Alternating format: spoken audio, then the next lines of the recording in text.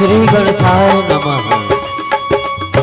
अयोध्या स्वरूप पावन धाम, पावन धरा, पावन ग्राम मोहभट्टा, ग्राम में विराजित प्रतिष्ठित श्री हनुमान जी महाराज, माँ शीतला महामाया मैया, ग्राम के समस्त देवी देवताओं के श्री चरणों में नमन वंदन करते हुए भजनामृत मानस परिवार ग्राम बमनी कवर्धा के मानस पुत्रों का आप समस्त धर्म प्रेमी के प्रति प्रणाम प्रणाम प्रणाम।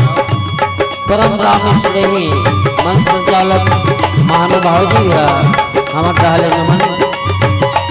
निर्णायक मंडल गुरुजनों को भी हम प्रणाम करते हैं, नमन करते हैं, वंदन करते हैं।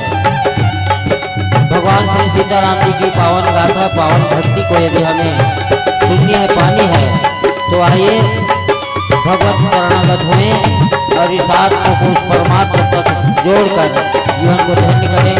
प्रभु कृपा से नूर मिलता है, सबके दिल को सुरूर मिलता है। जो भी आता है प्रभु भक्ति में कुछ न कुछ जरूर मिलता है। तो आइए बोल सियावर रामचंद्र की जय।